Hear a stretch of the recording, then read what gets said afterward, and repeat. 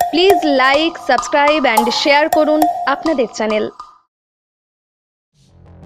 Tractor উল্টে tractor চালকে মৃত্যুর ঘটনা ঘটল ভাতারে। শুক্রবার সন্ধ্যায় ভাতারের বাদশাহী রোডে কাপসর গ্রামের মোড়ের কাছে দুর্ঘটনাটি ঘটে।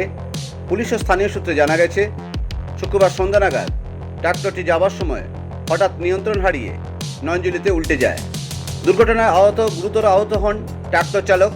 স্থানীয়দের সহযোগিতায় পুলিশ গুরুতর আহত অবস্থায় ট্রাক্টর চালককে উদ্ধার করে ভাতার হাসপাতালে ভর্তি করে সেখানেই ডাক্তাররা তাকে মৃত ঘোষণা করে। মৃত ট্রাক্টর চালকের নাম ছোট্টু গোড়া, বয়স 33 বছর, বাড়ি ভাতারের বেলেন্ডা গ্রামে। বাড়িতে স্ত্রী ছাড়াও 2 নাবালক সন্তান রয়েছে তার। শনিবার তার দেহ ময়নাতদন্তের জন্য বর্ধমান হাসপাতালে পাঠিয়েছে ভাতার থানার পুলিশ। আকস্মিক এই মৃত্যুর ঘটনায় বেলেন্ডা গ্রামে শোকের ছায়া নেমে এসেছে। কি ঘটনা ঘটেছে?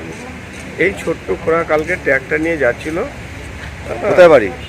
এর বাড়ি বেলেন্ডা। কি করতো? Tractor driver. বয়স কত? বয়স 33-32 এরকম হবে আনুমানিক।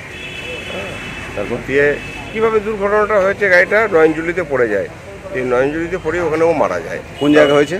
ওই ITI কলেজটা রয়েছে যেটা কাপসর, ওখানটাতে ঘটনাটা ঘটেছে। ওই নয়নজুলিতে গাড়িটা পড়ে যায়, মানে ওইখানেই মারা যায়। এখানকার দর্শক বা পুলিশ যে ওকে হসপিটাল নিয়ে যায়, হসপিটালে ওকে মৃত্যু বলে ঘোষণা করে। বাদশাহী রোডে হয়েছে? হ্যাঁ, বাদশাহী রোডে। কখন হয়েছে ওটা? হ্যাঁ, কখন হয়েছে?